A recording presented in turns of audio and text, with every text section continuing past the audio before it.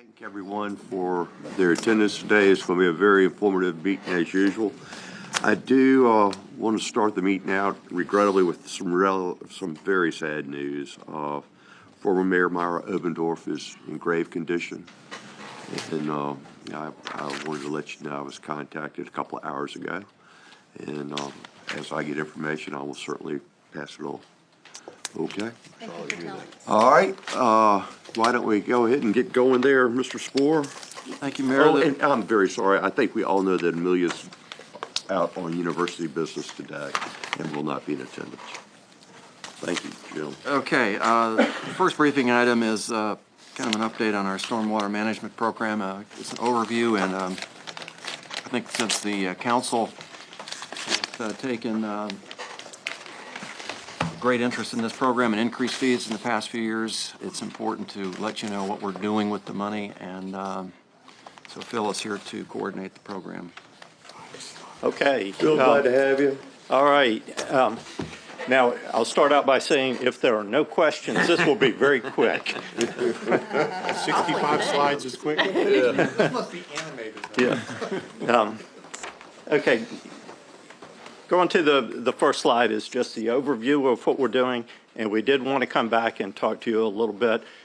3 years ago in FY12, you approved actually a 3-year fee increase in stormwater, and then last year you added a little bit more to it for the VSMP regulations, and we want to let you know what's going on, what we've been doing with the money since then, and some of the progress that we've been making. So first thing we'll talk about is the utility increase, and you've seen this slide before several times. This is where the money went that you programmed for us, or you provided for us, and up at the top, the first 3 projects were flood control projects. For the most part, we went into a much higher level of maintenance than what we had been doing before, and that's where the bulk of our money has gone. And then last year, again, we had a 1.7 cent increase on our ERU fee, and that was for the VSMP requirements that were coming into play. All right. So what kind of money are we generating now? It's a little over $39 million a year in fees, and that comes from our 245,991 ERUs, equivalent residential units. Each penny of the fee is almost $900,000, and the annual fee for a residential unit is $158.05, and that's based on 43.3 cents per day per ERU. Now, if you look at how the money is broken up, and this was one of the premises back in 1993 when the fee first went into place, it was charge the people who are putting the most contribution into the stormwater system. And by doing that, if you look at the numbers up here, as far as customers, about 94% of our customers are residential customers. Each one of them pays 1 ERU per house. However, about 50% of the money comes from the non-residential units. This is multifamily and commercial and non-taxable businesses like churches, and that's because they have a lot more ERUs. They have a lot more impervious surface. They contribute a lot more to the stormwater runoff and to the issues that we have to address. We use both operating funds and debt funding, and we have a AAA bond rating. We have several bonds that we are paying on right now. The first bonds that we ever sold were in 2010, and it was for $10 million. In 2000. And then in 2010, we did a refunding of that bond, and that's the $5.5 million that you see at the top. And then the next item was some additional bonds that we sold, and that was $17.8 million. And we have just finished selling $23.5 million worth of bonds. And you see we have a very low interest rate on each of those, and you can see what that is on each of the issues. And our total debt service payments going into 2016 are $3.1 million. We also have some debt that has been authorized but has not yet been sold. If you look at the second column where it says authorized and unissued, what that actually is this is what has been funded with the $23.5 million sale that we just had, and in addition to that, what is authorized and not yet issued. So the 2015 bonds that we just sold are in the third column, and then in the fourth column, you'll see we still have $20.7 million that has been authorized but not sold. We'll probably sell that over the next 2 to 5 years and probably do it in maybe 1, maybe 2 different increments. And with that, we are also looking at doing some financial adjustments where we've had a lot of pay-go money going into the CIP, and we have enough cash that we are generating now that we can use a little bit more debt and get a lot more work done, and I'll show you a little bit more about that later. And that's talked about a little bit on this, and what it will allow us to do by changing from a little bit more debt and less pay-go is we'll get increased capacity in our CIP projects and also into our operating budget. And with the operating budget, we'll be able to fully fund a pretty dynamic street sweeping program, which we have not had in the past. Okay, next slide. Looking at our program overview, we have our 3 functional components that we've talked about with council in the past: flood control, water quality, and operations and maintenance. And if you look at those, they are all very much interrelated. We have kind of a protocol for how we get work done when we notice there's flooding. The first thing we do is we go out and do maintenance. And the maintenance is to make sure the system is functioning as it's designed. Make sure it's fully working the way it's designed to work. If we still have any flooding issues beyond that, then we work into a flood control project. Both the flood control projects and the O&M do have a positive impact on water quality, and yet we still have some other water quality projects that will be standalone projects, and we'll talk about some of those. And the way that money breaks up, using a combination of operating budget money and CIP with debt service, we have a total program of almost $58 million a year, and 22% into flood control, 22% into water quality going forward, and in O&M about 56%. So the first thing we'll talk about is the flood control projects and where we are with some of those. Starting out, we have some recent accomplishments, and these are projects that we have completed over the last 3 fiscal years, and you'll notice they add up to almost $28 million of flood control projects. And the next chart shows what we have. I hate to interrupt you, but I can say this first, and I know I've heard, obviously, that these projects are working too. I mean, the one on Atlantic Avenue, people said there's no way. They're waiting for that first hurricane to come through, and the water was going to be all over Atlantic Avenue. Right. And they went down there, and guess what?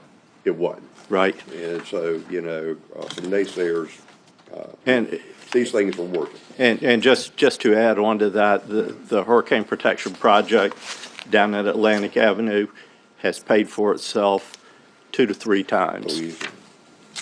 Well, that was 60. Some of that was federal money. That's 65%. Yeah, wasn't it? 65%. The stormwater management fee.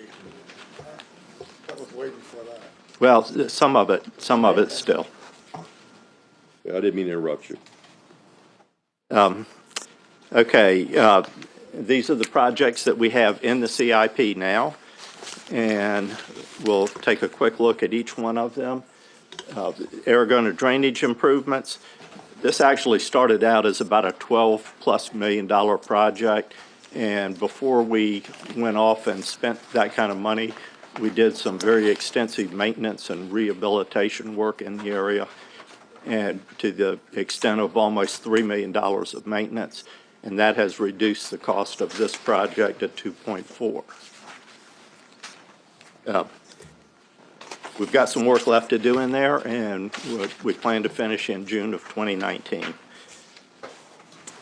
Baker Road Culvert. This started out as a small project that we had to do some minor improvements, some drainage pipe work, and a little bit of ditch improvements. And we had money in our CIP to do some acquisition to get a wider easement in the ditch area. And then along came the Burton Station SGA, and they are looking at some work. So we're coordinating with Burton Station. I don't want to say this is totally on hold because it's not. It's just being blended in with the Burton Station work. The Bellamy Manor outfall ditch. This is work to improve an existing ditch that's just becoming a little bit overgrown, and it's got trees, it's got bushes, it's got some utilities that are in the way, and we're taking care of all that, and we expect to complete that work in June of 2016. The citywide sea level rise recurrent flooding analysis and study. You may recall that we did a presentation to City Council about a year ago talking about the Eastern Shore Drive drainage project, and we had some pretty high dollar numbers on that, about $70 million we talked about. And Council asked us to look at doing a study to kind of broaden out the look at sea level rise for the whole area and the whole city, and we're doing that. That's what this begins to address, and it's a 3-year study starting in the Lynn Haven watershed, and there are 3 components to it. The first one is identifying the probable extent of sea level rise and the recurrent flooding impacts, and that gets into a lot of assumptions of how much flood rise are you going to anticipate, what kind of length of time are you going to look out at, what kind of storm impacts are you going to add on top of that, what kind of tidal influences. So that's going to take us a little bit of time to get through, probably the first year. And Where's that picture, Phil? Bubba's. Bubba's? Bubba's is the one on the right. And that was from Sandy, I believe. And then the second phase of that project will be evaluating the appropriate adaptation strategies in the vulnerable areas. And then the third piece of that will be developing an implementation plan. So we are well underway with the first of those tasks, and we'll be back with more information to City Council at a later time. College Park, Level Green. This is one of the areas that was developed in the early 70s, and it has been the subject of drainage issues for as long as I can remember. And we've done a lot of things there. We still have more to go. There still are some issues. We're going to try to get in and address whatever we think is left to do out there. And we hope to be complete in June 2019 with that. The Eastern Shore Drive Eastern Shore Drive drainage project we talked about just a second ago. We are still, and this is what council asked us to do, was to continue on with the design and acquisition for phases 1 and 2 that we talked about. We're not going to do any of the construction work yet until we know the results of our 3-year study. Lawson Forest drainage. This is a project that we've been working with the neighborhood on for at least a couple of years now, and We've done a number of improvements. There are some improvements that we thought would be good improvements. The neighborhood did not like them, so we've got one more thing left to do there, which is at the entrance road. We should be doing that this fall, and we should have a good success with that. Next project is our neighborhood stormwater infrastructure improvements. We call it Phase 2 just because the first phase of it kind of timed out on money. So we're in Phase 2 now. This is kind of a catch-all project where we use this money to do projects all around the city where we have fairly small flood control projects that we can work on. If you see on the left, we have some current projects we're working on at 24th and a half Street, and also a couple of improvements down in the southern part of the city at Indian River Road and Muddy Creek Road. And we have some completed projects on the right-hand side. Next one, North Lake Holly Watershed. We've been working in this area for quite a while. We have completed 3 of the 6 sections of work. We have one section that is being advertised and should go to construction in May and be completed in May of 16. And we have 2 other sections that are under design. We should complete construction in June or the summer of 2018. And then we have South Lake Holly Watershed. Similar type work broken up into sections, and we have one section that is complete, 2 that are under design and should be completed in 2017, and another that should be completed in 2018. You know, you might ask, why didn't we do more of this stuff together instead of breaking it up into so many pieces? And there's 2 answers to it. One is a money issue, and the other was even if we had the money, the neighborhoods probably could not have stood the impact if we were working everywhere at once. Southern Canal and lead ditch and culvert improvements. This is where we go in and try to clean out some of our bigger canal type systems. And these are in the southern part of the city. And you see at the bottom there are a couple of pictures of kind of a before and after of what the work looks like, and this is where we had to go in and not only clean up and do some bank stabilization, but we also had to put in some bigger culvert pipes so the water would move more freely. Thorogood drainage. This is not replacing the entire system. This is going in and hitting some little hotspot areas that have some recurrent flooding. And they're not big improvements, but they're important improvements, and they are making a difference.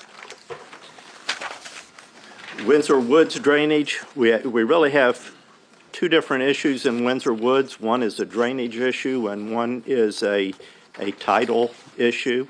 Even though we are south of Interstate 264 here, there is still some influence that comes up through Thalia. And what you see, the $8.2 billion, this is addressing the drainage issues that we have in Windsor Woods.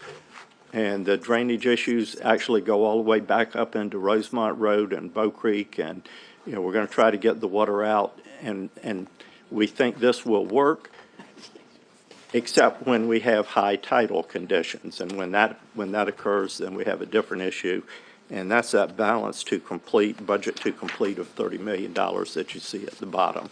And this will kind of be wrapped up into the overall city strategy that we are developing with our 3-year study. So in summary of all of those, what you see in the flood control section of our program over the next 6 years is about $80 million worth of projects. Okay, moving on to the water quality projects. And again, these are just the standalone water quality projects, not involved with maintenance or flood control projects. And the drivers of water quality are our MPDES and MS4 permits, our TMDL programs, all of the different regulations and laws we have, our citizen expectations, and all the different committees that are involved in trying to clean the water up. We've got another presentation coming back to City Council in a couple of weeks to talk about the status of our MPDES permit, our MS4 permit, and there are some concepts in that we don't agree with, but we want to lay them out for you. We're still in discussions, and we're trying to work out some issues on those. So some of our recent accomplishments, we have about $1.6 million of improvements that we have made. Most of these are fairly small improvements.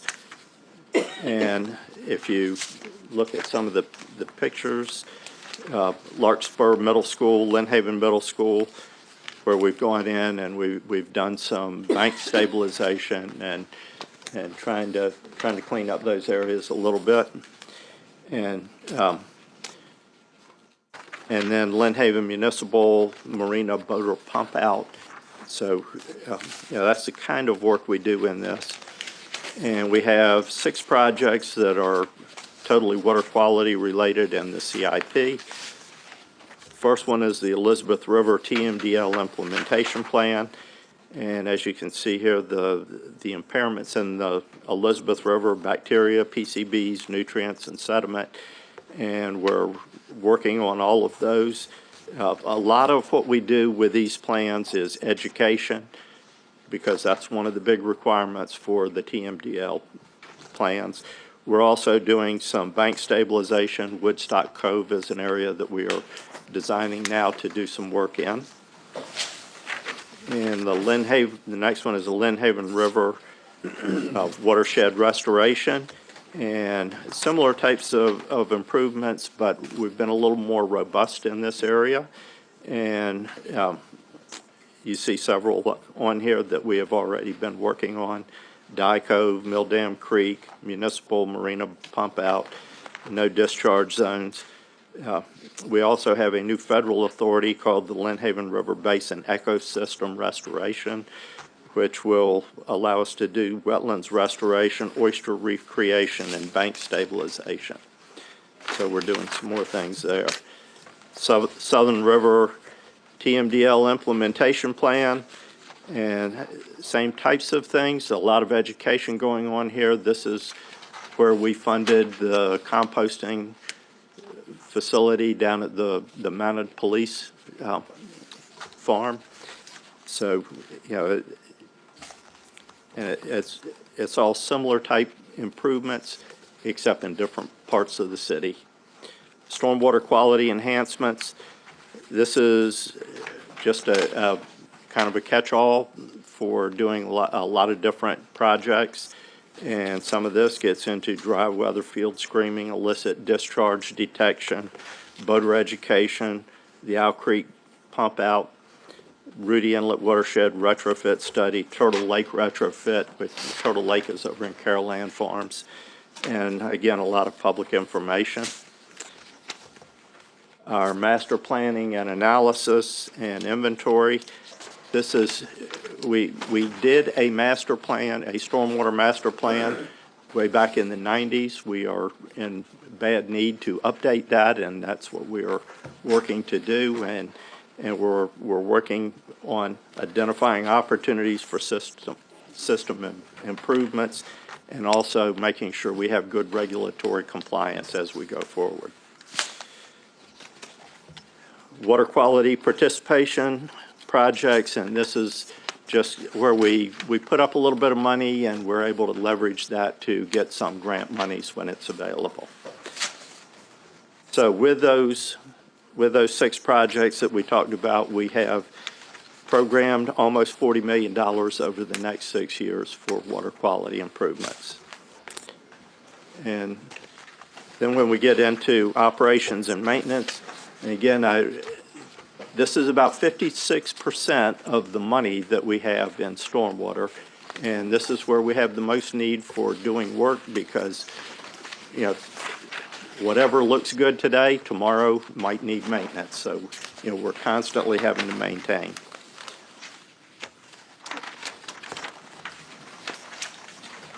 So we have several areas that we'll talk about. And this is kind of where all of the O&M money goes. And there are 9 different areas of work that are kind of on this pie chart. And the way we're going to talk about these is starting with the green block, which is stormwater pipe maintenance, and then working clockwise around the pie chart. We'll talk about each of these for just a minute. Okay, the stormwater pipe maintenance, we have approximately 2,200 miles of pipes in the city. And the type of work that we do here, it's large neighborhood system rehabilitation, system condition assessment, strategic planning, asset information management, and fixing isolated system failures.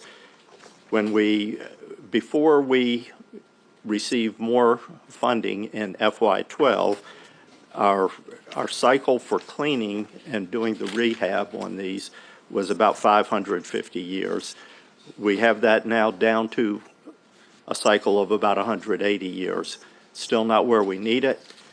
The next jump that we would go to would be getting it to a 100-year cycle.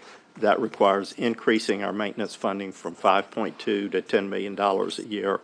And the typical life on these is really about 50 years. Some we get a little bit more out of, but you know we're doing what we can with what we have. So some of the recent accomplishments are shown at the bottom: Princess Anne Plaza, Aragona, and Green Run.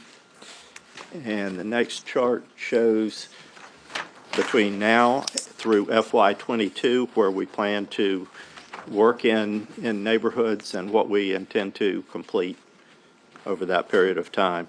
And if you look at the second column, the EST column, that's really the estimated year that these pipe improvements were put in the ground. And some of them are older, some of them are not quite so old. So we have some fairly new ones that are showing their age. The next area, the off-road ditch maintenance plan. We have about 152 miles of off-road ditches, and we have those broken up into 16 different areas. And the program is to do 2 areas per year, one in the northern half of the city, one in the southern half of the city. There will always be one in the southern half of the city because that's where more than 50% of these ditches are. So, you know, and that's where we get, quite frankly, most of the complaints is from the southern half of the city. So that's our plan. Now, where are we with the plan? When we got additional money back in FY12, we thought we could get down to an 8-year cycle. We haven't been able to achieve quite that yet. We're still working now on about a 15-year cycle. We can clean about 10 miles per year. And the reason is, if you look at the pictures on the right, at the top you see one of the ditches, or you might see one of the ditches in there. At the bottom you see what it looks like after it's been cleaned. Since FY12, we've had a lot more stormwater regulations. We've got a lot more permitting requirements. We have found that the vegetation in some of these off-road ditches is a lot worse than we anticipated it would be, and it's just taking us a lot of time to get in and get the area cleaned up enough that we can even get to the ditches. So that's taking us a little bit of time right now. When we get through that once, we think we will be on a much improved cycle.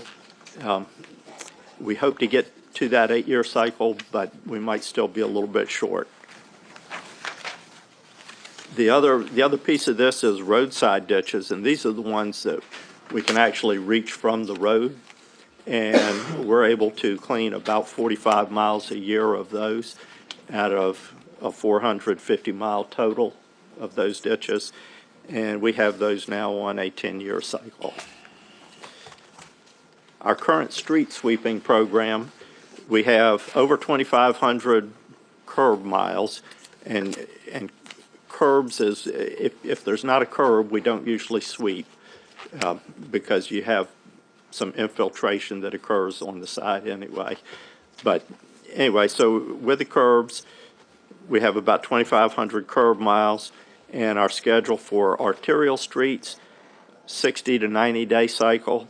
On our residential streets, and we're only sweeping right now in the Lynn Haven watershed, and they're on an 18-month cycle. At the oceanfront, we still do seven nights per week during the season, and Town Center 1 night per week year-round. And the good thing about street sweeping is that the material you pick up is easily measured, and you get very, very good credits towards your TMDL compliance. Inject this one, since we just dumped all that sand, rightfully so, to do the street for snow, I think there would be a lot of credit being received if we were sweeping the streets about now. Well, we do this every year, and we really try to wait not to do it right after we put it down. We kind of wait until April when we're pretty sure we're not going to get any more snow, and then we go do it. We don't want to go back and do it twice. So we do intend to be out in April getting it up. My own neighborhood, I see, I know we're supposed to, it's a lot. Okay, cave-in repairs, our capability of doing cave-ins. We have 5 in-house crews that are able to do about 700 work orders a year. We complement that with about 170 work orders that are done by contract, and those are the larger cave-ins. And we have a current backlog of about 450, and we think we're at about the right place on our resources for cave-ins. We've been working down our backlog pretty good on that. Our oceanfront stormwater facilities maintenance, we really did not have a dedicated source of funds to do this work until FY12. And this is the work not just in the pump stations, but also to make sure the outfalls are working, everything down around the boardwalk, make sure the boardwalk cracks are sealed, make sure everything is functioning the way it's supposed to. And in doing that, on an annual basis, we have an inspection from the Corps of Engineers, and this gets back to their 65% participation in the project and continuing money for beach nourishment. And we have to maintain that in an acceptable manner, or we have the threat of losing funding. We have additional pump station modifications, some funds there, and again, we had none of this as dedicated funding until FY12. And we have now 16 major stormwater pump stations in the city, and this just goes in, this money is used to go in and do rehabilitation and major maintenance work that needs to be done. Our lake maintenance, you've all heard that we have 400 plus wet lakes that we are responsible for maintaining, and there's a lot more lakes than that in the city that are privately owned, but anyway, we maintain about 450, or almost 450, and before we received additional funding in FY12, we were on about a 950-year cycle. We have gotten that down now to about a 95-year cycle. We could still stand to do a little better than that. Probably about a 50-year cycle would be right, but we're not quite there yet. Also, with the money that's in this program, we do dam and spillway repairs and maintenance, and inlet and outlet repairs, and also some shore and bank and tree removal. And then if you look at the next several pages, you see what our top 50 list is of lakes that are going to be dredged. We feel like we can get all of these between now and 2026. And it's a lot of work, but the program is really dynamic now. All of these lakes have less than 2.5 feet of water today.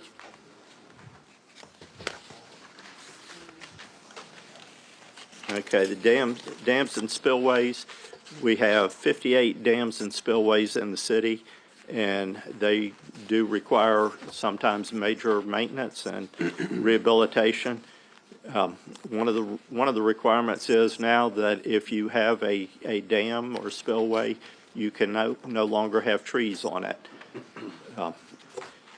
So, you know, we've got a lot of work that we have to do on dams and spillways in the future. This is kind of a picture of, at the bottom of one that's under construction, and at the top what it looks like when it's done, and that one's Kingston Dam. And we assess these on anywhere from a 1 to a 3 year cycle and program work as it's needed. And you know, I told you we had somewhere between 400, 450 lakes that we maintain. There's a lot more than that we have to inspect, because we inspect both the public and private, and not just the lakes, but all of the BMPs.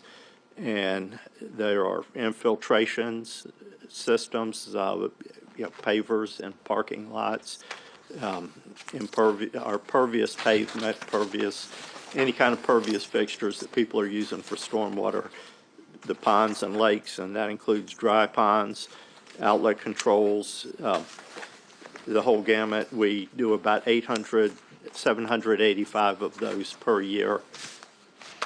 And we also have to get into some level of compliance when we find private ones that are not working. And you see where the support goes for these. We have it's the inspection support, both water quality and also VSMP, and it helps us to meet our requirements for the VSMP.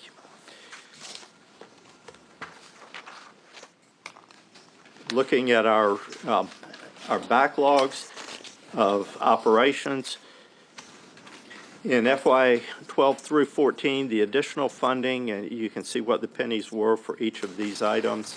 And in FY 11, our backlogs that totaled up to about $153.7 million. And in FY 15, our current backlogs are at about $135 million. That doesn't mean that we haven't been doing anything. It really means we're finding more stuff that needs to be done. We've made a lot of headway on the original FY 11 backlog, but we've just got more stuff that keeps coming into the pipe.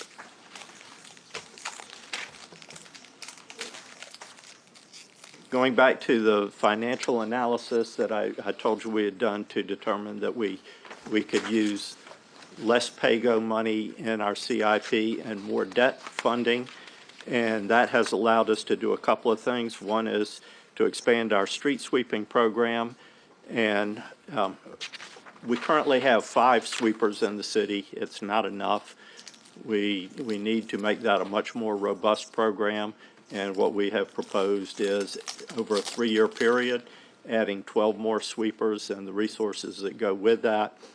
And the first year cost is $2.1 million, second year 2.4, third year 2.8, and then $1.5 million yearly after that.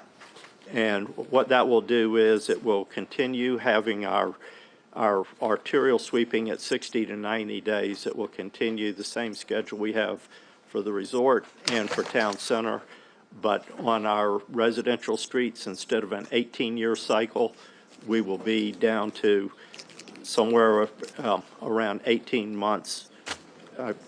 I'm sorry, not 18 months, 3 months. 3-month cycle on all of the residential streets, not just Lynn Haven watershed, but all of the streets in the city. From what is it now? 18 months. So we go from 18 to 3 months. In Lynn Haven. 18 just in Lynn Haven.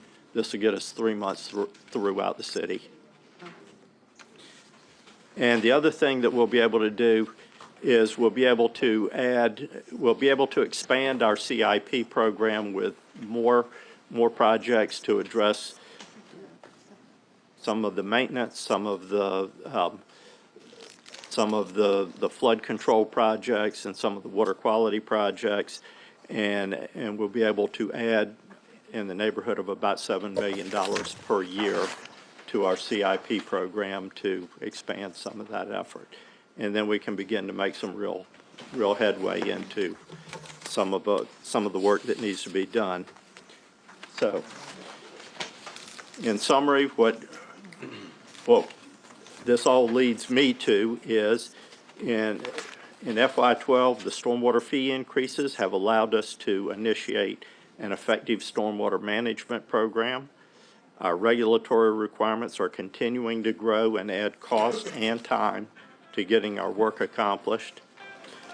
We do need additional resources to tackle some of the backlogs that we have, and our sea level rise and recurrent flooding are emerging as potential large resource requirements that are not addressed yet. And with that, I see some questions coming. John Earn? Thank you, Mr. Mayor. Phil, when you're going through all these, there wasn't anything in here that I was really putting down as nice to have. I mean, these are all addressing some pretty serious, legitimate, current issues. And certainly when we go and we take a look at our fees, you know, across the board compared to our neighboring cities, the only one that we don't come out and best in really is the stormwater fee. So that leads me to really the question, and that is, what are our neighboring cities doing? I mean, my wife and I own property in Norfolk, so I know that, you know, the water flooding issues that we face in Virginia Beach are not unique to Virginia Beach. And so what are our neighboring cities really doing to? I can't speak to what kind of work they are doing. I will say that, yes, our fees are higher than our neighbors, but I will say that our program in Virginia Beach is more robust, it's bigger, it does more things than not only any of our neighbors, but anybody in the state. I mean, they've got to play catch up at some point. I mean, you know, it's not. I want a regional tax, like they did with sewer. Well, that's where we got to, but your point's, Have as much water as we have, like the I'm not 400 joking lakes. when I say that either. Yeah, well, the lakes. Norfolk has a lot. But But- Norfolk does. John's point is right on, and yours too, is we've got to make sure that we show that we have been spending this money already, and that we get credit for it, and that's something we talk about every time when we talk about this, have this briefing, and we're just going to have to put up the good fight because we have the facts to back it up. John Moss? Slide 62. And I hope that before this comes forward, that someone comes back and has done some solicitation or some RFQs or something that really show the business case that says that the private sector, when you take a full costing, cost of capital, cost of pension, health and healthcare, all that stuff, that bringing this organically into government is the most cost effective. I'm really doubtful that that's true, but I think we owe it to the taxpayers to prove that it's true. Because this is a bill you pay forever when you bring people on board. Right. And we haven't seen anything but costs rising faster than the overall city's tax base. So I think you need to come back and and not just because someone's gonna go out there and really maybe go out and request for bids or quotes or something, but I think we ought to prove that we are in fact can do this cheaper if we're talking about this type of expansion. It's pretty substantial. But I think overall, a lot of things are good, but that, I think, something that I see parking lots being swept and vacuumed, I see commercial properties, and they're not doing it for themselves, and someone sat down and did an analysis and said, this isn't the business we want to be in, and there's a reason, so I'd like to have that before we're asked to do that. Okay? Barbara? Oh, Oh, I'm sorry. No, go ahead, Barb, I'll come back. Oh, no, I'll come back. Go ahead. Can you show us at the end, because every time you borrow money and say pay-go, you do reduce flexibility, because now you tie up fixed money for a long period of time. So can you kind of like show the before and after picture, like here's the graph, here was our pay-go, and as we took on additional fixed expense, which this would be, plus debt service, we're reducing capacity to do these other short things, so there's always a flexibility loss but it would be Right. good to see that picture of We, what that flexibility we can, cost is. and we have that. I thought it would be a little messy for a presentation slide here, but we can do that. Because I love messy stuff. But on page 51, on slide 51 on cave-ins, I was just having a hard time with, I'm sure it's just because I don't understand all the math, and I know doing math in public is dangerous, but I looked at, we have 5 crews doing 700 work orders per year, but then it says, and I assume that those are started and completed in the year that the work order is issued. For the most part, there's some overlap. Okay, then it says average number of work orders over the last, is that an average per year of 870? Or That- 870 over the that's whole what 3-year we're- period? Per We're year? averaging 870 per year. Okay, that's good, I just make sure that was right. So it means we have 450 back orders of work that we're not working? Well, we're working, we haven't got to them yet, but, they're in your yes, backlog. they are there, and they will be done probably within the year. There are always a lot of I cave-ins. think back. Now, service requests, are those duplicates, or does each service request constitute what could be a work order? Each one could be a work order. So that really means that you have the backlog that says 450 is a back order of recognized work orders, because if you add all that up, you don't get, the numbers on the far right exceed the numbers on the far left. Right. So the backlog is much bigger than 450. I took my total request Right. on the right-hand side. Right. And added those all up and took that work there. I think that might be a little bit bigger work backlog than that. I was just making sure I understood the slide. Okay. And my last comment is one I've made consistently, is that there's a lot of stuff in here that I don't believe, specifically the flood control projects, that over the long run, we're gonna be able to finance out of this fee. Are you talking $70 million or whatever it ultimately ends up being for Lynn Haven watershed, or that will, we're gonna have to look at something different than the stormwater management fee. Because one, it's not tax deductible. Number two, it is a totally broad public good. It's not specifically derived or benefit any one property. So it's like saying, having a fee for public safety. You know, we don't charge people a tax for a police service, a fee. So I think we're gonna have to recognize somewhere in this CIP at some point in time, diverge and talk about this flood control outside of the construct of the enterprise fund for stormwater management. I just don't see how, and as you mentioned before, we're not gonna be able to do it all alone by ourselves either. So we really need to think about how to structure our CIP to recognize where the threshold of flood control and the big flood control don't match. Right. And have a criteria for doing that, because this Right. hits people on fixed incomes as hard as real estate taxes does. I've heard Mr. Henley talk about these fees, so we need to think about how we're gonna finance those big projects. And let me just also add that we are participating regionally with the other localities, with the PDC, with the ODU pilot project. There's several of them that we are participating with on the bigger sea level rise, recurrent flooding issues, and we don't know what kind of funding may come out of those from the regional or the state or the federal level. We're hoping something might, but we don't know what it is.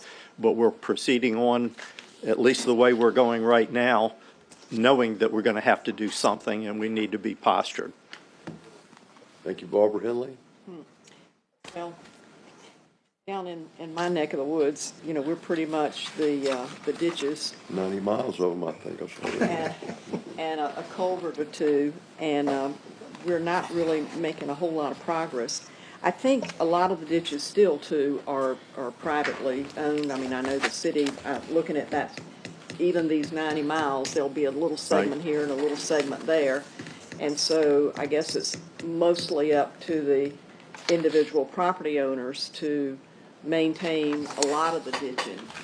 And as that has shifted from more suburban dwellers, from the farm owners, that doesn't really get done.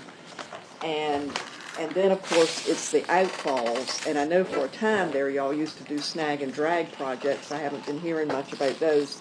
But, you know, I'm afraid we've got how it gets to the receiving waters, is pretty important. And I'm not sure we're really maintaining the outfalls all the way to the receiving waters. I think they're filling in a lot of places. And of course, we have that other unique situation with the wind tides, and we're getting ready to start getting the spring southwest winds. And when we have roads that flood for days at a time, it's pretty, it stacks up over the years. And then my folks say, well, I pay my stormwater money, what am I getting for it? And I don't know how to answer them. So I'll just say we've got, when I'm looking at these millions and millions and millions and millions of dollars that are being, paid in the other part of the city, and then down here we get a little bit of ditching, and of course I know there are not as many houses, but we still have the flooding problems, and it really needs attention because Okay. we really depend on the drainage, and we've got a poorly drained area, we've got poorly drained soils, and it's catching up to us. We're not making much headway. Jim Wood? Thanks. If you go back to slide 62 again, going back to the street sweepers, it seems to me when I first came on council in 2002, we had 2 street sweepers, and now we've more than doubled it. We've more than doubled that. To 5. Well, that sounds good until you realize what the number is. And I guess it makes sense to me that we aggressively sweep town center and the oceanfront and things like that, because whenever you have huge congregations of people, you got a lot of trash, a lot of stuff that's going to go into the bay or the ocean, whatever. So that makes sense. But when you look at a city of our size with only 5 street sweepers, with all the lane miles that we have, it's just, we need to do better than that. And frankly, we probably need to be more aggressive than what you've got there. So I'm kind of tagging on to what John said with respect to private sector look at this, because, we do know that there are companies out there that do sweeping, vacuuming, that sort of thing.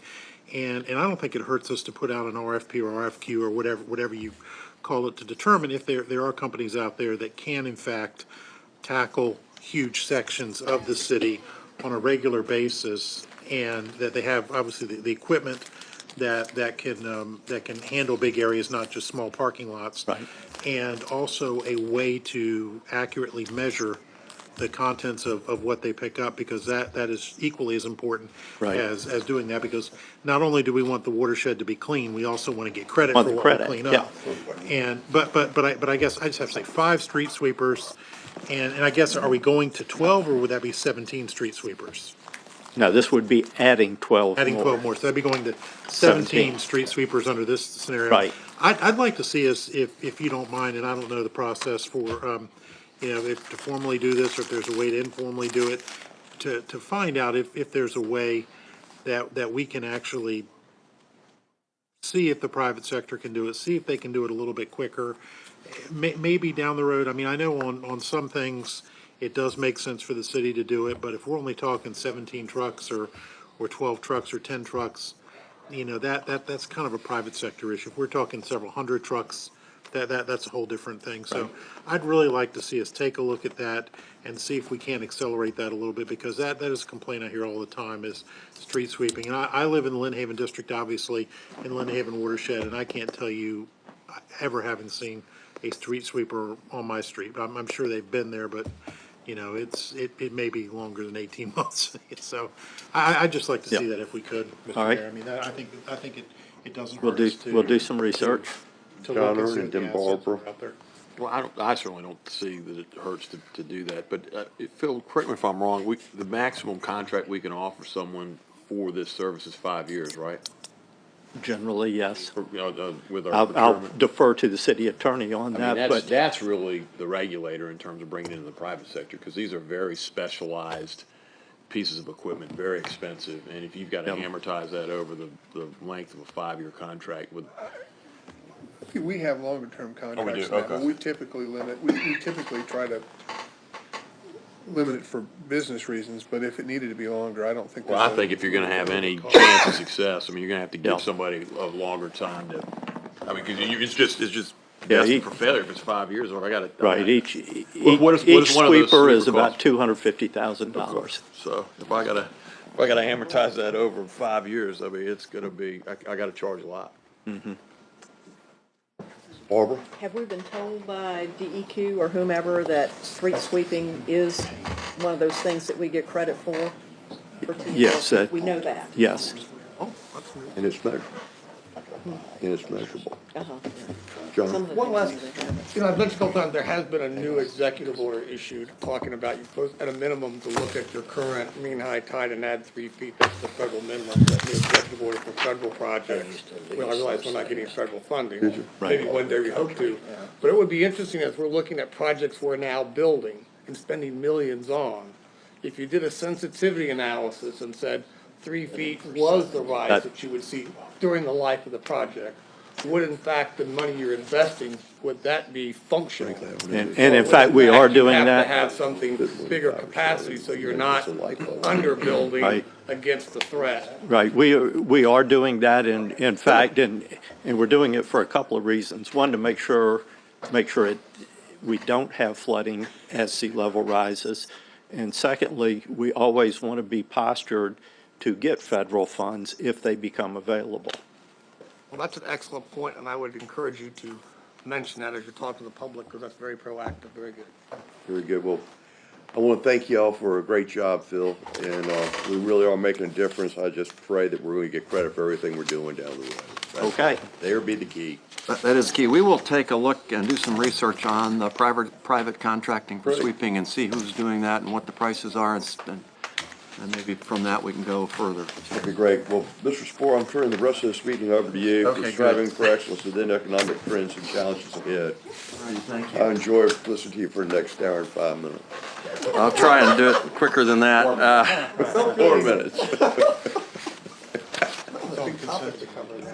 So he's got some stuff. Okay, well, this Striving for Excellence process and report is something we do every year. This is the 21st year we've been doing this, believe it or not, and it's something that I'm pretty proud of in terms of the organization tracks what we've done to try and be more effective and more efficient as we go through time in providing services. And I wanted to just mention that it is our 21st year doing this, which is pretty amazing.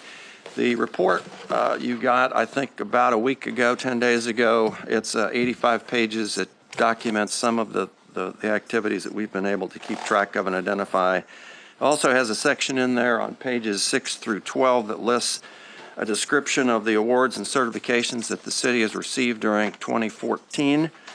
There's 6 pages of that. Let's talk a little bit about our efficiency efforts. There's a lot of prongs to this, and some of you are involved in those with us, and we're very happy to have that partnership. One is started out with the Governor's Task Force on Local Government Mandates, and Bob Dyer has served on that. We got some mandates eliminated, and guess what? They added some more on us. So Whack-a-mole game. but I think trying to keep on top of that is important, and when I get into the next presentation, some of that will become very apparent. The City Council Process Improvement Committee, Bob's leading that effort as well, and they're doing some good work and doing surveys in terms of how can we do some things to help small business in particular. That's going to be good for the economy as well as our small business community.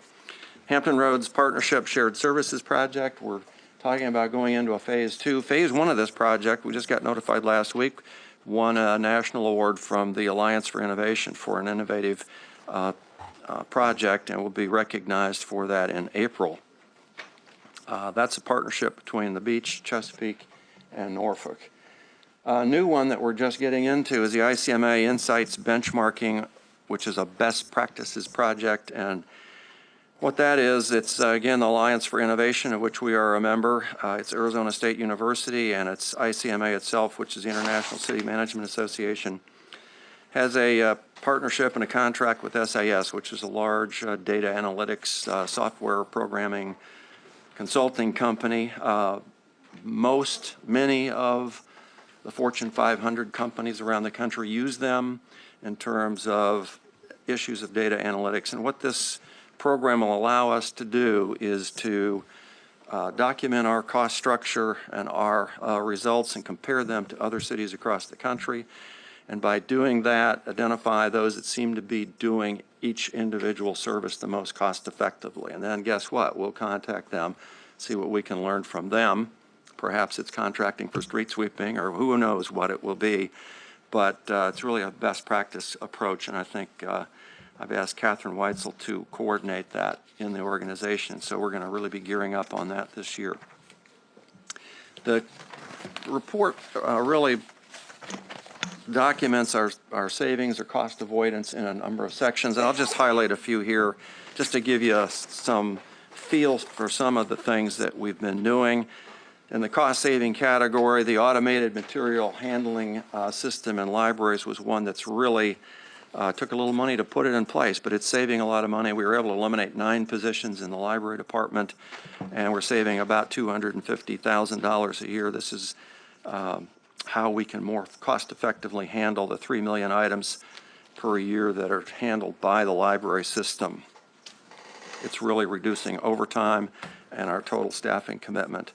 The phase 2 of the solid waste route optimization, Public Works has really put the pedal to the metal on that in terms of doing our solid waste collection routes. We've been going to the larger trucks. You see the tandem axle trucks. Where we had 38 trucks before, we think we can get by with 29 or 30. So it's reducing our equipment inventory by about $2 million and saving about $784,000 in personnel, fuel costs, and maintenance costs per year. And that's the gift that we'll keep on giving as well. Phase 3, we're going to kick off the third and final phase of that later this year. Paperless e-bill with public utilities, saving of about $130,000 a year on that. And that we just launched last year in August, and what it's doing is just reducing postage costs and handling costs. We've got about 15 to 20% of the customers have signed up. More people are signing up every month. As that goes forward, that 130 will increase.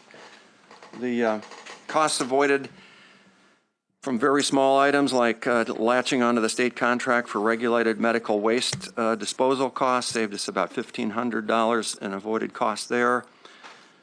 Agriculture marketing strategy, they quit printing and went to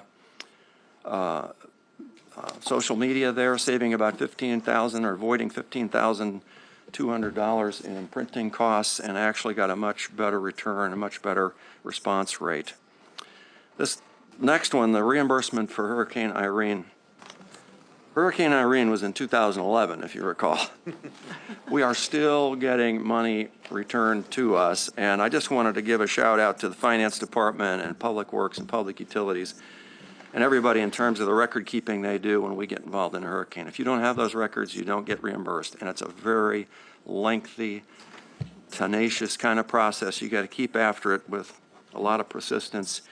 But anyway, in 2014, we got back $597,135, bringing our total recovery from Irene to almost $4 million.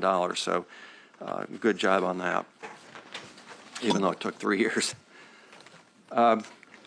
We try and do what we can in terms of raising funds and certainly receive donations from many of our citizens and organizations. And 3 there that I would highlight. One, I'd give credit to Rosemary Wilson on. I don't know where Rosemary is. She's going to miss her moment in the sun here. This is the Learn to Swim program in 2nd grade. That program was put together with the school system, our parks and recreation staff, and totally funded from donations in the community, $16,500. That was a pilot program last year in 2 schools, Newtown Elementary and Luxford Elementary, and we're looking to expand that in 15. So it's a very successful program. Special events process improvements. We combined the Strategic Growth Area Office, which is the place where we handle those events, event contracts, is combining the oceanfront contract with the town center events contract and avoiding about $30,000 in production costs and fees as a part of that restructuring of that contract.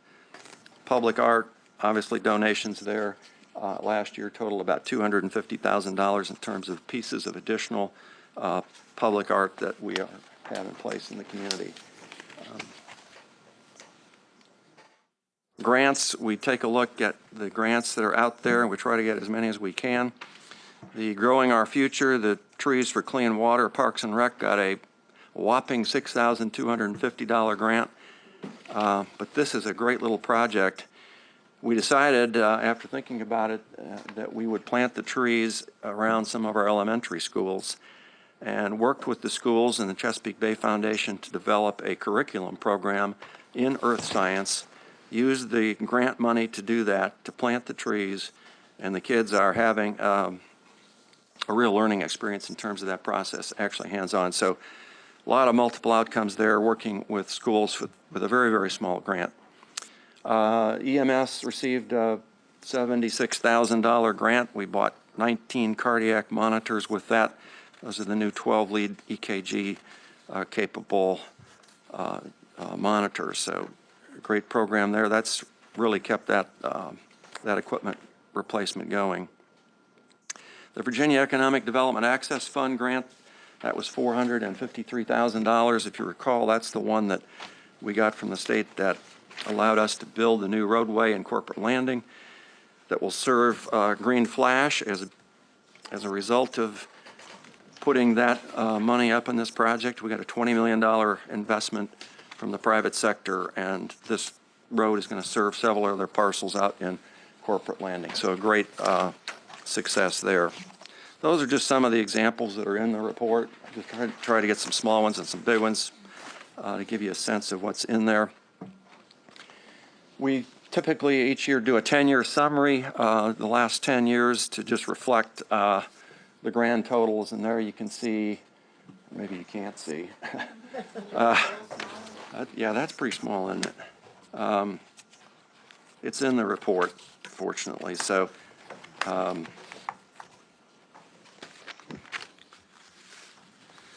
wanted to emphasize on here the volunteer hours, 22,404 volunteers, 207,300 hours last year, saving of about $18.7 million. You know, we had a little controversy about whether that hourly rate on that we were imputing to the savings for the volunteer time was accurate or not. We've done a study on that, collaborated with a bunch of folks on that. We're actually finding that our rate was low. So next year when you get the report, savings will be even higher. So this process is one that I think is really important. Some of these items are small, some of them are large. The cumulative impact of them is pretty significant, and I think makes us able to bring you budget recommendations year after year that have really been able to respond to the community's needs as cost effectively as possible. I think it's consistent with achieving your vision of a community for a lifetime. I want to thank Audit Services. They spent a lot of time reviewing all of these initiatives for the methodology to see that they were as accurate as could be possible. 26 departments submitted items that are reflected in the report this year. So that's almost every department we have. So I think the importance of the effort really can't be overemphasized. So obviously I think we owe it to the taxpayers and the citizens to demonstrate to them that we are trying to find ways to operate this government more cost effectively. So if you have any questions, I'd be glad to answer those, and we'll be getting the report out for general circulation. All right, well, we certainly do thank you. Any questions or comments? Keep up the good work. All right, yeah, that is good. Okay, what we got next? The next one is perhaps a little more challenging and not quite as positive, but I think it's an important conversation that we need to have. Let us hand this out, and I apologize for this not being out in advance. John, you don't have to ask. It literally was finished at 1:30 this afternoon, so apologize for not getting it out in advance. Yeah, why don't you hand those out also?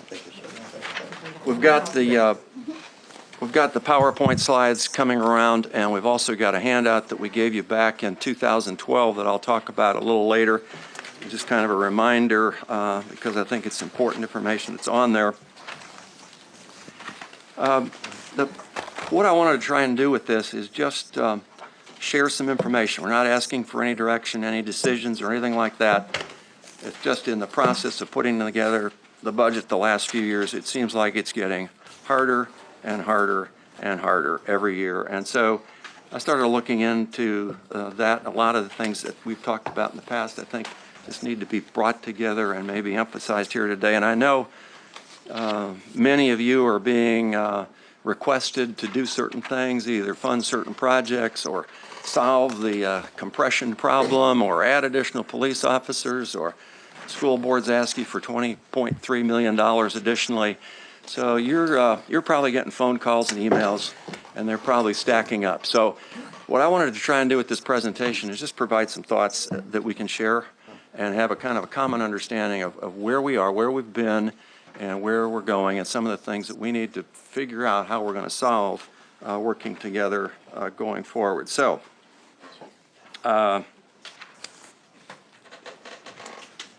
just as kind of the way of background, and for this analysis, we've gone back 35 years. We've gone back to 1980, and we've done it by decade to take a look at, in this particular case, what's been happening with population growth, what's been happening with inflation.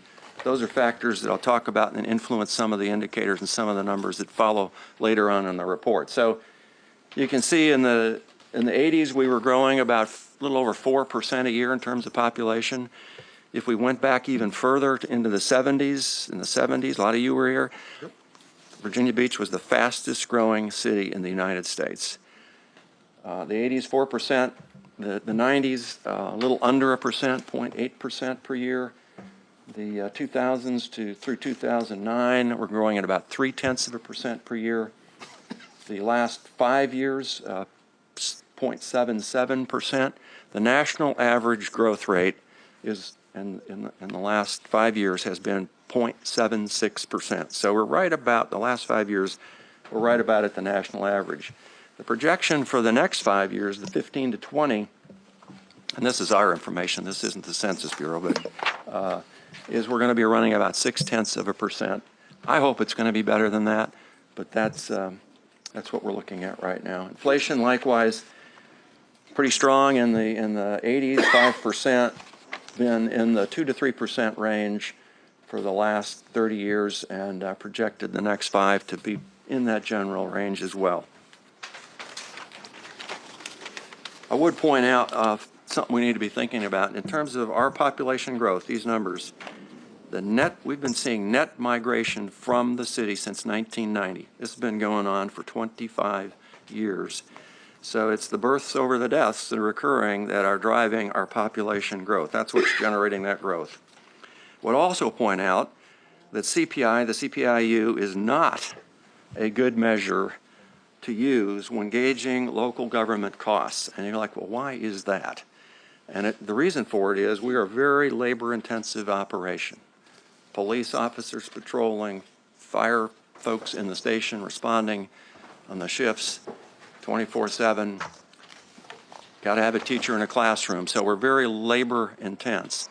We're not buying as much. We're not manufacturing vehicles. We can't achieve some of those efficiencies that the manufacturing sector can. So CPI is not a real good factor for our costs, but it is a factor that we need to be aware of. And it's definitely a factor that influences our employees in terms of the net effect of their compensation. And I think more importantly, it's something that impacts our citizens on a daily basis. So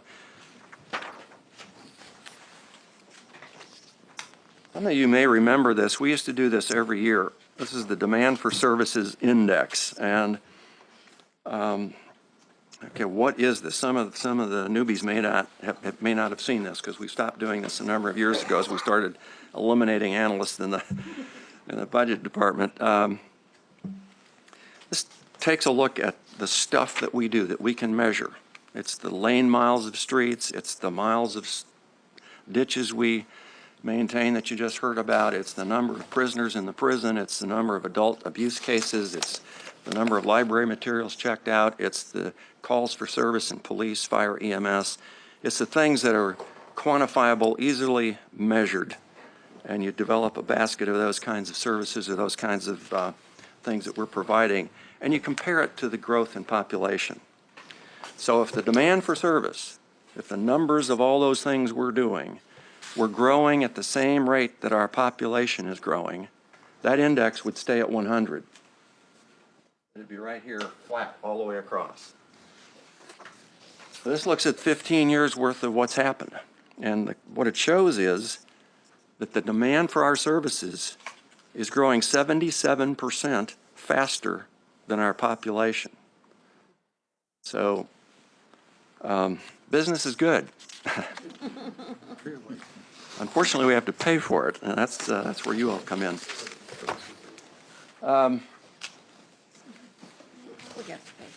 This, I hope, this looks at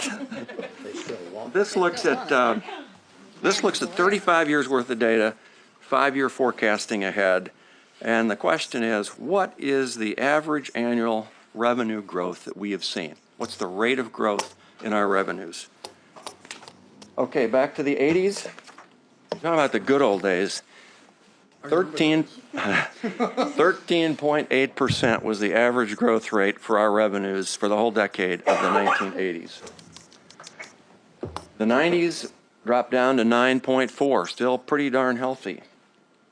Way in excess of inflation, if you remember those inflation numbers. The 2000s through 2009, 4.8%, still running above inflation. How about the last 5 years? Okay. Minus 0.1%. You go, how is that possible? We balanced the budget. We were using fund balance. Remember, we had to use fund balance for 3 years. We've gotten off of that now, but we actually had negative annual rates of growth and revenue for 5 years here as a result of the recession. And there's a projection for the next 5 years, which is a whopping 1.5% growth. Now, if you remember the projection on the CPI change, it's more than that. So that's not good. Okay, I think that's pretty self-explanatory. This breaks that out, breaks those revenue growth totals, which are along the bottom here, out by decade, and it puts them into categories in terms of property tax, consumer revenues, which are sales tax, B-poll, meals, hotel tax, admissions taxes, and so on and so forth. Other revenues, state revenues, federal revenues, and the total. And again, the total line ties back to the previous bar chart. This gives you a little more detail. And I guess what you conclude there is that the 2010 to 2020, that decade is going to have much, much slower growth than the previous 3 decades that we enjoyed. If you notice on there, the state and federal revenues, federal is actually projected to be negative, which we're seeing, obviously. When we think about the impact of inflation, you go back to that first slide again, these are negative numbers. We're not keeping up with inflation in many, many cases here.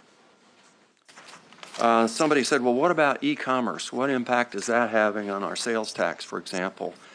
About 7% of our commerce is e-commerce. If the Marketplace Fairness Act had been adopted, we would get about $4 million a year in additional revenue, which is about 3/4 cent on the property tax. Nothing to sneeze at, but it's not the only answer that some of these numbers are not increasing. Okay, budget adjusted for population and inflation versus the budget itself. The blue line is the budget going back to 1980. For 35 years, our average, our compound budget growth rate is nearly 7%, which exceeds, obviously inflation, it exceeds population growth. I don't know what you conclude from that, but I conclude we've got an issue that we're going to have to deal with. Since the recession, if you look at about 2007, there, the budget is actually, when adjusted for population and inflation, the budget has actually declined since 2007. During that time of this graph, we've had 3 voter-approved referenda. We had a 1988 referendum, which was 5 cents for roads, 2.7 cents for schools. In 1989, we had a 3.8 cent referendum for the rec centers, and in 1991, we had 4.9 cents dedicated to schools. So that's 16.4 cents of your tax rate, essentially. And it's part of the reason for that line going up as steep as it did, but those were voter-approved referenda. Let's think a little bit about tax burden. How do we compare with others in our area, in our region? This takes a look at two things. One is the per capita expenditures as a percent of per capita income. Virginia Beach, our expenditures now, not revenues, but our expenditures are 6.1% of per capita income. You can see there in the other cities, Chesapeake is 7.2, Norfolk is 8.6, Portsmouth and Suffolk, Portsmouth the highest at 9.1 along with Newport News, and then Suffolk and Hampton in the 8% range. If you look at real estate taxes as a percent of median household income now, house real estate tax, how's that look? We're at 3.1%. Again, it's the lowest in the region, not by a lot, but it is the lowest. I think these numbers are pretty much consistent with the report that David Bradley gave us all back in January in terms of how do we compare with other cities in terms of our spending and cost of services. And that's reflected, I think, here. All right, I hope you can see this. This takes a look at the change in the intergovernmental relationship. Traditionally, in terms of governance in this country, we've had a pretty strong relationship between the federal government, state government, and local government. And I'm here to tell you, I think that relationship has changed dramatically, and it's having pretty amazing consequences on not just Virginia Beach, but all local governments across the country. And so what we tried to do here is take a look at just the state-local relationship and take a look at some of the things, and we handed out to you it's a one-page both sides. This is a list we gave you back in 2012 in terms of a partial listing of programs and services that the state no longer funds or currently underfunds. And then on the back page, of the page, it has local revenues that were taken back by the state. And there's a little more detail on this sheet, but I just wanted to remind everybody, we've been talking about this for a number of years, and it really is getting to be pretty significant. And what this chart tries to show is what is the revenue on, I'm talking about the top half now of the chart. What's the revenue that's listed there? It's ABC profits, wine tax, 599 funding, and so on. What was the highest year of that revenue? It's listed there from fiscal 2000 up through 2009 and the amount. And then it looks at what are we currently getting in the current year. And you notice we're not getting anything in terms of ABC profits. Those were eliminated by the state in terms of sharing that with the localities in 2009. The wine tax, that money was eliminated also from local governments receiving a portion of that in 2009. 599 funding, which is for public safety, that's down almost $5 million from its peak in the year 2000. The local telecommunications tax, that was supposed to be revenue neutral, that's down $4.5 million. Roadway funding, we used to get almost $26 million. That goes back to fiscal 01. We're now getting zero. School funding, fiscal year 09, we were getting $364 million. In 15, this current year, we're getting $322.6 million. So you add all those up. We used to get $436 million from these revenues from the state. We're now getting $358. That's a difference of $78 million per year. Okay, now, the other way that relationship between the state and the city is changing is cost shifting, we've labeled that, from the state to the city. Things that they used to pay for, now we have to pay for.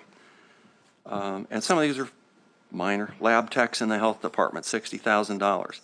Indigent burials, we used to share that with the state. It's now on us. It increased our cost $53,500. That's not the total that we spend on that, but that's the increase. Technology support for the clerk of the court, that's down $276,000. State stormwater mandates, as near as we can guess, and this is a guess, about $1.8 million, and I think the jury is still out on that one. Line of duty payments. This is an important benefit for our public safety officers. I support it totally. But the point is, the State General Assembly enacted this. They funded it for a number of years, and all of a sudden in 2012, they said, guess what? Now the city has to pay for that. Health and retiree benefits for constitutional officers, $9.9 million. Here's the deal we've got on the state-local relationship on this one. The state pays, the comp board pays for 10% of the cost of the benefits for the constitutional officers. We are paying for the other 90%. That's $9.9 million. So this cost shift category, that adds up to $13,400,000. And there's more detail than I've gone into on that sheet that we handed out earlier. You take those two numbers together,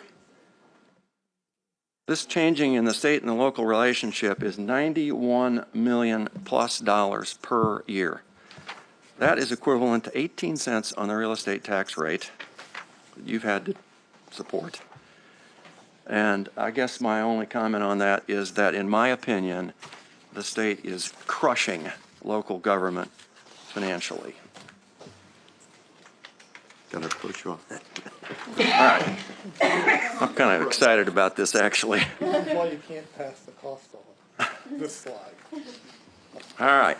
Well, what's happening with the ability of folks to pay for all of this $91 million? If you look at average growth rates in income, again, on those decades, and 13 is the latest year from the Department of Labor that we have the information. The median household income, you see there, has gone up. In the 80s, it was going up at a healthy 6.3% above inflation. The 90s, it was 2.7%. The 80s, or I'm sorry, the 2000 to 2010, about 2.8%, a little bit ahead of inflation. Whoops, 10 onward, people are actually losing ground, minus 0.7% per year. Take into factor in inflation, that minus 0.7% is minus 2.9%. You can see back even into the 80s, very slow, adjusted for inflation, a very slow real growth in income. A little bit, the 90s, we actually saw a very, very slight decline, and now we're currently in this period seeing further declines when adjusted for inflation. Per capita, basically the same story, 7% in the 80s, down to 1.7%. A little bit of growth. However you adjust for inflation, it's a negative 0.5%. You need a little caution on some of this because it's not really an apples-to-apples comparison when you get into some of the numbers. And I'll tell you why, because over this long period of time, when you're looking at 35 or 40 years, the demographics are changing. And in 1980, married couple families were 66.6% of the households. Now they are 49.7%. Conversely, in 1980, the single-person households were 15% of the households, and they're now 25%. So you've got more single-person households than you did then, and that when you're looking at the household income factors, that needs to be considered a little bit. Okay, so that's kind of an overview of what's happening in terms of income, inflation, population growth, and the state-federal relationship. I'm going to transition now to talk about some of our cost drivers. And the ones I want to talk about next are salaries, health insurance, and pension costs. Now, we've got other cost drivers, debt service being one, but I want to focus on these three because I know for a fact, because I see your emails, you're getting a lot of requests in terms of salary increases, help on the health insurance, and so on. So let's take a look at that. And this is meant to just be kind of a skim on the high level. I don't want to get into the weeds on all this. We can spend hours talking about each one of these slides, and we'll probably do that as we get into the budget review. But just particularly for some of the newer members, I want to talk about pay increases, merit adjustments, competitive market adjustments, compression adjustments, and a little just a background. Our pay structure is market-based. It looks at a regional market of cities, and we'll talk about that in a minute, and sets our pay ranges, minimums and maximums, according to what the marketplace says we need to pay to get good people. They're open pay ranges. They each have a minimum max. You can put people anywhere in that range, which has been helpful in terms of granting increases in the past. The way you get from the entry level to the top of the range is with, in our system, has been merit increases, which are really, if you want to just be very truthful about it, are nothing more than longevity increases. I mean, 97% of the employees, when we were doing merits, were getting a merit increase. But that's how they moved through the range. And if you're not able to fund, you can't afford to fund merit increases, that's when compression really hits you. So, our merit goals were, and I guess still are, we haven't changed this, that we would want to give a 4.5% merit adjustment every year. And that meant that a person entering employment with the city at the bottom of their pay range would move through their pay range and be at the top of their range over a 10-year period, because the range is 45% wide. We, in fact, did that for 7 years, 1996 through 2002. We were able to afford and actually gave 4.5% merit increases. The cost to provide a 4.5% merit increase, if you wanted to do one for next year, for fiscal 16, is $17.5 million for the city employees. The schools don't do merit increases the way we did. They have steps, but a 4.5% increase for them would be about $23 million. 1% essentially, according to Farrell, equals about $5 million. So, you know, if you look at 17.5 and 23, you're up there in terms of some bucks. Here's a 20-year history of what you've been able to fund in terms of salary adjustments. The red bars are the merit increases, and you see those 7 years there at 4.5%. FY03, we gave 3.5, then we went back up to 4 and 4, down to 3 and 5, so on and so forth.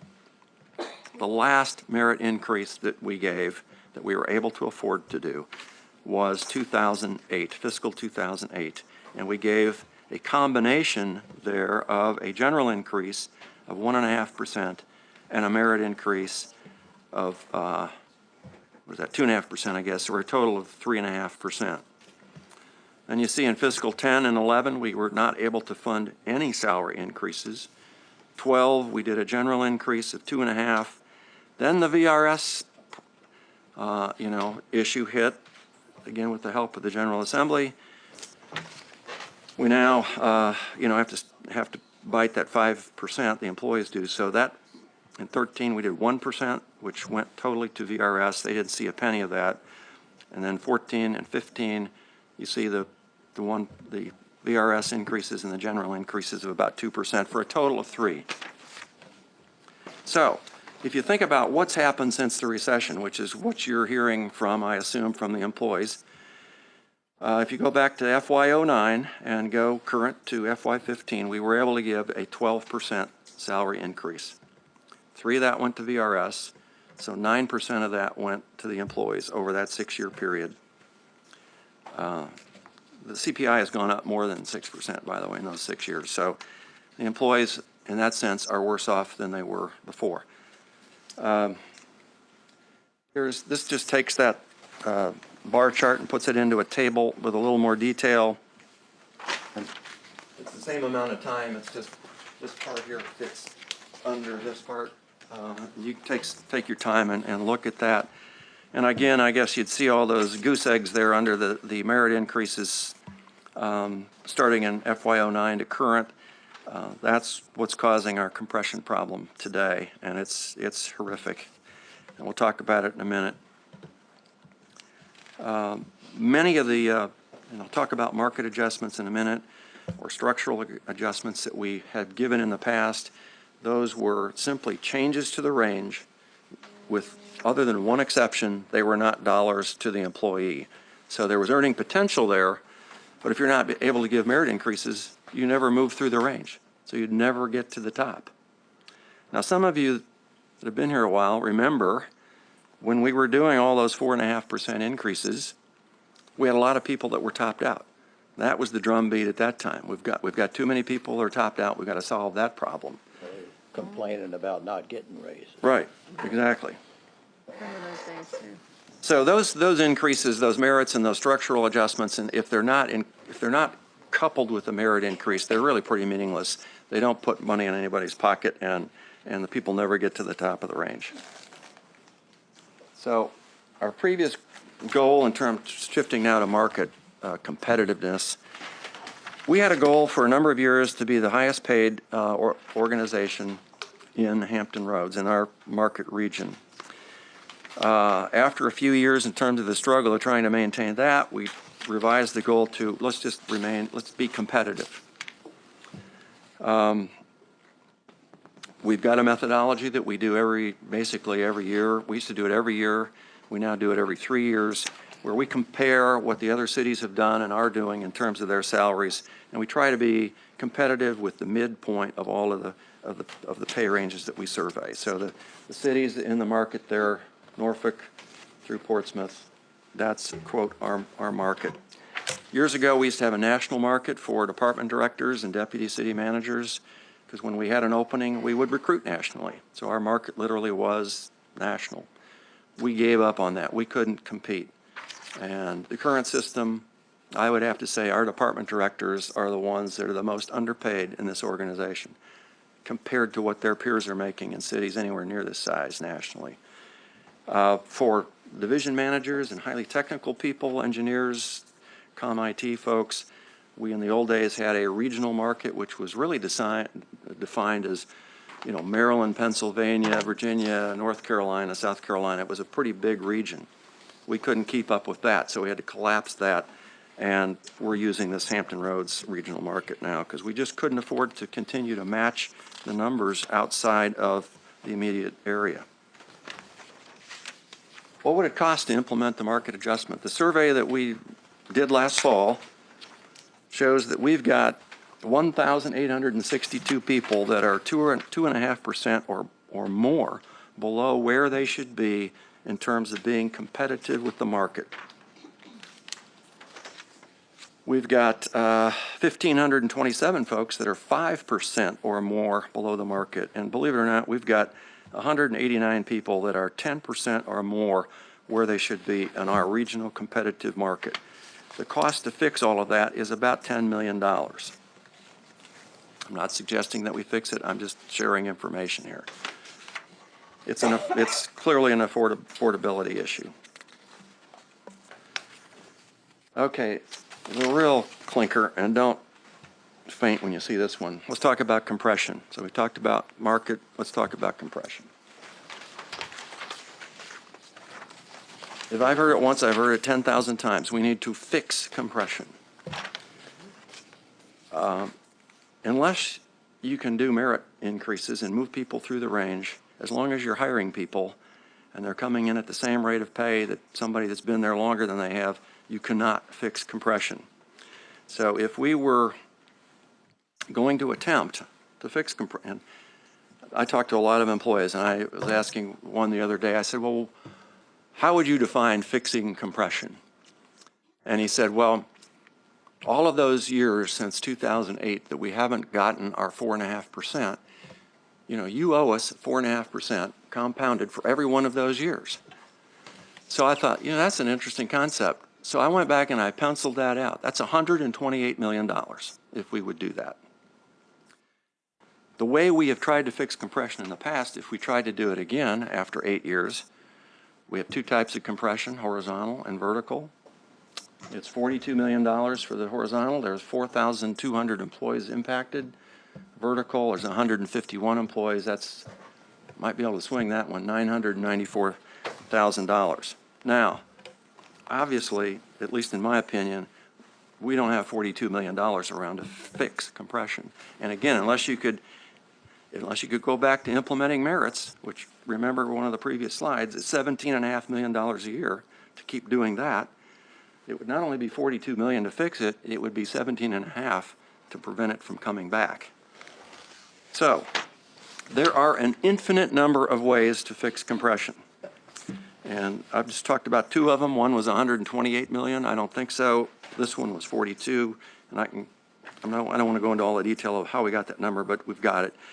I'm not recommending that either. The current answer that we've collectively come up with is a 3-year effort to at least acknowledge the problem and move people apart. And it's at $100 per year of service. And we did that the current year we're in.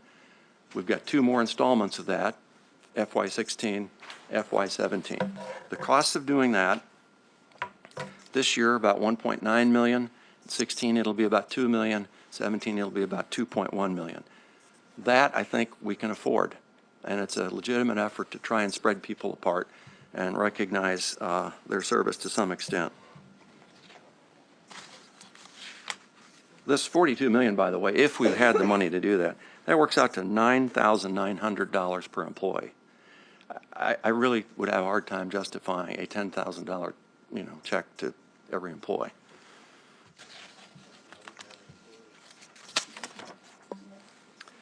Here's what we've done in compression in the past. It's been so much fun. We've done it, I don't know, what is that, 10 times? 1, 2, 8, 10 times.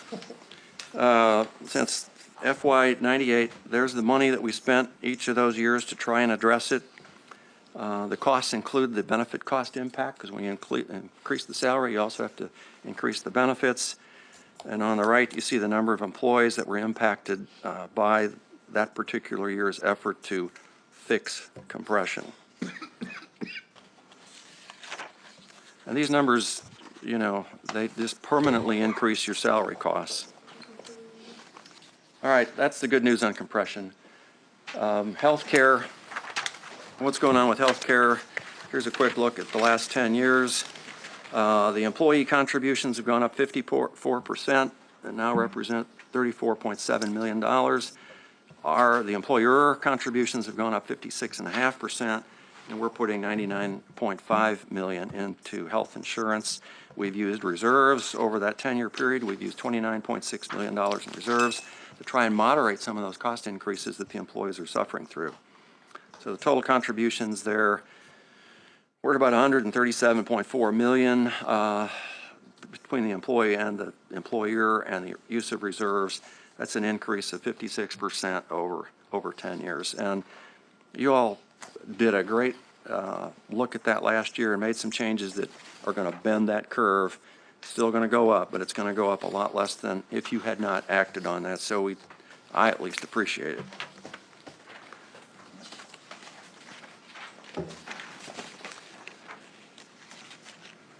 Let's take a look at, from the employee's perspective, the differences in pay since the recession. 2009 versus 2015. This example is our average salary for a city employee in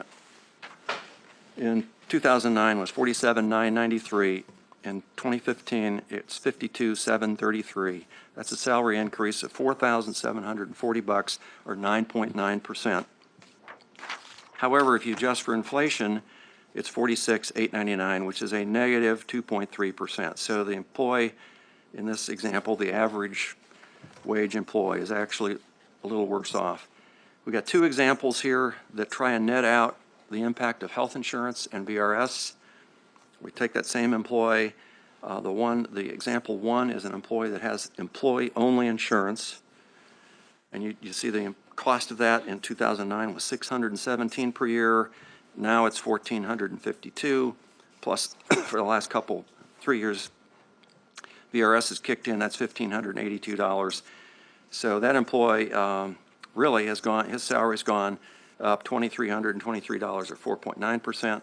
When you net out the cost of the health insurance and the VRS and figure in inflation, he's actually 6.7% worse off than he was at the beginning of the recession. So all those calls you're getting are legitimate. I mean, Keep in mind, however, this also applies to every citizen in this community. The second example looks at family. I know you get a lot of complaints about the cost of family health care, and you take that same employee again, and you know, in 2009, the family coverage was costing $7,024. In 2015, it's $8,043. You net those out, and that employee ends up at a net loss of 6.4% when adjusted for inflation. So the cards and letters and love notes you're getting from employees saying, you know, hey, we're worse off than we were when the recession started, it's true. Well, if it's that bad, what about turnover? I know you get a lot of claims about that from various sources. Here's our actual turnover the last 6 years since the recession really hit. And it's got it two ways. One is with retirements and one is without retirements. And you see without the retirements, we say with retirements, it's gone from about 5.5% up to 8%. We are getting a little older. We're having more retirees. You take the retirements out, and you see it's really staying right around 3 3/4 up to, you know, approaching 5%, but generally in the 4 to 5% range, and that's been a constant. Interesting point, though, in the first 3 years, the turnover rate for employees is almost 23%. So we get a lot of people coming in, they'll decide maybe this isn't for them, and they'll leave. So it's not a monolithic turnover rate. What was it in the 80s, Jim? Do you know what, back in the heyday of the turnover? I don't know. We tried to trace that back farther, but we in the time we had, we couldn't pull the number out. I would bet it was probably pretty much like that, maybe just a skosh lower. How does this compare with the national average, though? With respect to municipal turnover? These are good numbers. These are great numbers. A lot of my colleagues, they're seeing turnover without retirement 8 to 10 to 12%. So these are not bad numbers. And millennials turnover is high. They tend to move between jobs at a much higher frequency rate than other people, Yeah, especially in the tech field, very high rates. Well, and that's right. And that's what's driving that 3 years or less of employment. That's our younger people typically, and they are. I predict you'll see those turnover rates nationally go higher as more and more of the millennials get in the workforce. Can I ask one more question while it's on the slide? So when you look at these turnovers, there's a difference, I guess, in the people that we've invested money in terms of training and that sort of thing versus people we hire off the street who already have certifications, whether they be engineers, attorneys, that sort of thing, as opposed to like firefighters, police officers, people like that. So is there any analysis on what level that we're losing? I mean, how much this is actually costing us in terms of training and that sort of thing? Yeah, we've got that, and there's a whole lot of detail, and we break it out by occupational grouping and by department and that. And it's an important point in terms of the theory of the market salary survey is if we've only got a little bit of money to give for adjustments, let's give it where the turnover is the highest, where we're really having trouble hiring people or keeping people. That's where we need to spend the money rather than just a general increase to everybody across the board. So I can get you all that by category. Because it's going to be help me, Jim. You know, our newer employees might have the same salary, but they're paying their 5% versus the 5% that the state's reimbursing for the people that 3 or 4 years ago. Right. So doesn't that help with compression, or am I dreaming? Everybody that was hired after July 1 of 2010 is in a different retirement system, right, Regina? Yeah. And I'm trying to understand, wouldn't that help with compression? For that 1 year. yeah, It's for a short. ongoing. Well, but see now, every year we're putting another % up. So after 2 more years, all the employees are going to be putting 5% in. So that little difference was short-lived. But you're right. I mean, the first couple of years it was a real difference. And I can give you lots of detail on this stuff. Let's take a look at pensions. And I realize this is a lot of information. You just need to take this and look at it. This is wonderful. I've done some of this myself. Here's what's happened to our VRS contribution rates since 1980. We started out in 1980, we were at 8.1%, 8.01, excuse me. It's now 21.35%. which means that we as the employer are putting $50 million a year into VRS. That's just for the city. The schools have a different rate, and their cost per year is 56.8. So between city and schools, we're putting $107 million into VRS. Not counting the catch-up part that's in our contribution that we made. Actually, that memo you said from Patty said we actually spent 58-point-something million dollars. VRS in 15. They talked about catch-up payments. Remember the memo you just sent us? Yeah. I read that number. Right.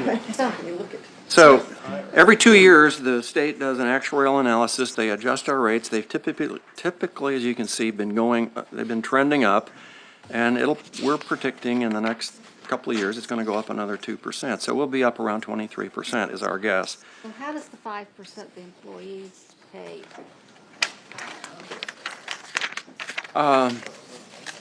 That will help in terms of our costs will go down, the employees' costs will go up. Every percent that rate goes up, that's $2.4 million in cost. And it's just, The 50%, is that the employees and ours together, or just ours? the $50 million is, just the employers. that's just that's what we put in. Employees So the paying another, little bit since 2010, that stuff that they're putting in there, that goes into our account as well, but that's beyond the 50. So here's some, Okay, let's wind this one up. Then I'm winding it up. Questions of all. Regina Hilliard had this one labeled "Fun Compensation Facts," and I thought this is not fun. But we've done 10 market adjustments since 1995. We've done 10 compression adjustments. We're able to do merits, for 7 years in a row. There have been no merit increases since 2008. Since 1995, the average compounded salary increase the cumulative was 92%. When you adjust for inflation, it's about 18%, or about 0.8% per year. All right, I'm going to wrap this up.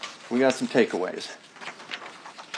The downward revenue growth trend over the long haul, and we went through those, 13% down to 1.5%.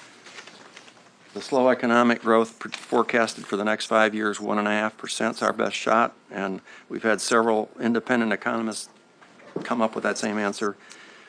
The increased demand for services the last 15 years, 77%. I don't see any reason why that might not be that rapid an increase the next 5 years, but that's continuing to go up.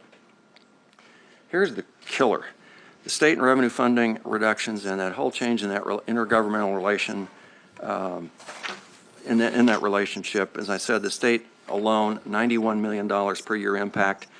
If we had $91 million, we wouldn't be sitting here talking about the rest of this stuff. And then there's just a lot of pressure pent up in terms of compensation cost pressures, and I'm not telling you anything you don't know.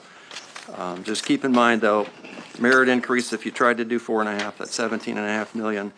If you try to adjust compression, if we just keep on our program for the next 2 years of our 3-year effort, that's $2 million per year. The market adjustments, if we wanted to try and implement all of that, that's $9.8 million. And then you've got the pressures on health insurance, and you're probably going to get a VRS increase of another $4 to $5 million in another year. So, and then finally, I guess the reason those cost pressures are there is that over the last 6 years, the standard of living of our employees and many of our citizens have been impacted negatively and are less than they were when the recession started. So I guess we've got 6 minutes left, Mayor. I'm sorry it took so long. This is good stuff, and let me just say, I don't want you to leave here thinking that we're the only city that's going through this. Every city in the Commonwealth and the people that I talk to around the state are facing these same issues. Many of the cities around the country are in worse shape than cities in Virginia, believe it or not. So I think the fact that we're talking about it comprehensively and openly is different. Not a lot of cities are, in my opinion.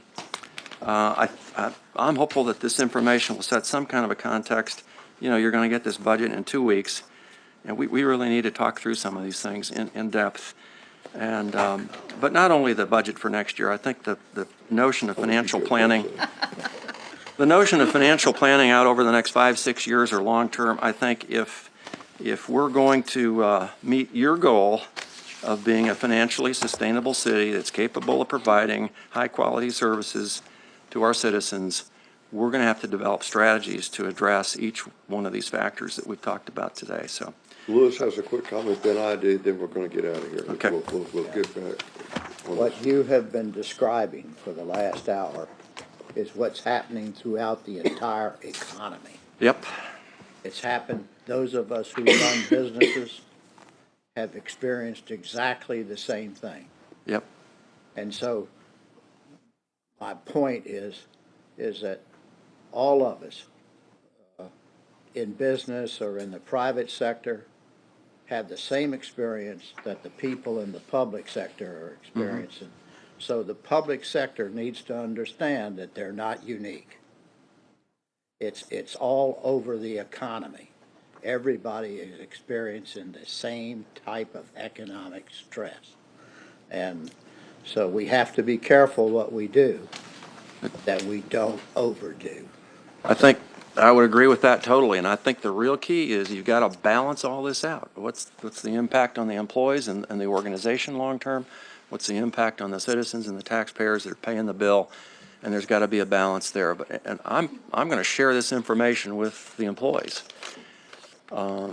because I think, some are pretty aggressive in terms of some of the lobbying that they're putting on your backs. And I just want everybody to have the same context of information, and we can all come to some rational This could be conclusions. available online, or can we get it so we can get Sure, an electronic copy of it? surely, you bet. Because that'd be helpful to send it to Okay. folks who lobby us. All right, well, thanks for your time. I Well, didn't Jim, think it would take that long. I think I speak for the entire council. Thank you very much for getting this put together, and it's certainly something we'll be working with for the next 60 or 90 days. But I also would say to you, council, I am very pleased that we've gotten to this point without one employee, losing their job. I think our key thing that we did in recent years, and correct me if I'm wrong, is what did we want to do?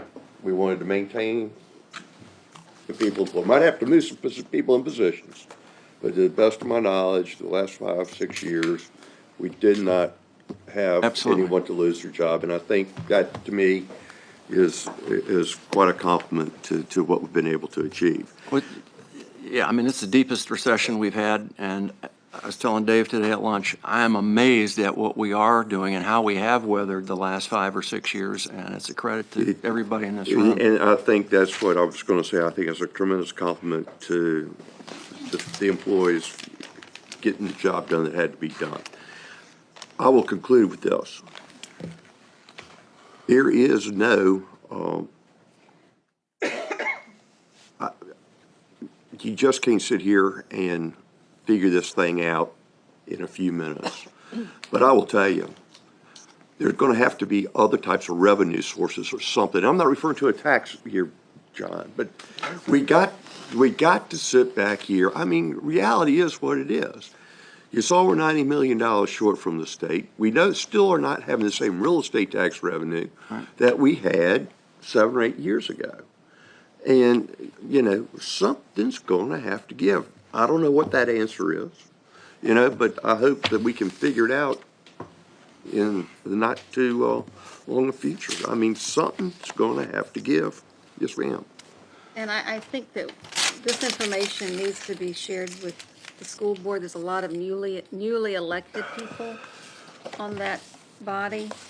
I mean, it's overwhelming just for those of us that have been here a long time, but especially for somebody that's brand new to have all of this on them. And so, they are asking for a lot going forward, and I'm not saying it's not deserving, but I think this is a real dose of reality. It's not realistic. All right. All right, folks. This is reality, what we Yeah, heard. but what they're asking is not realistic. But I think that we should ask if maybe someone from the staff could do this presentation to the school board. All right, folks. I thank you all for your attendance. Have a wonderful evening.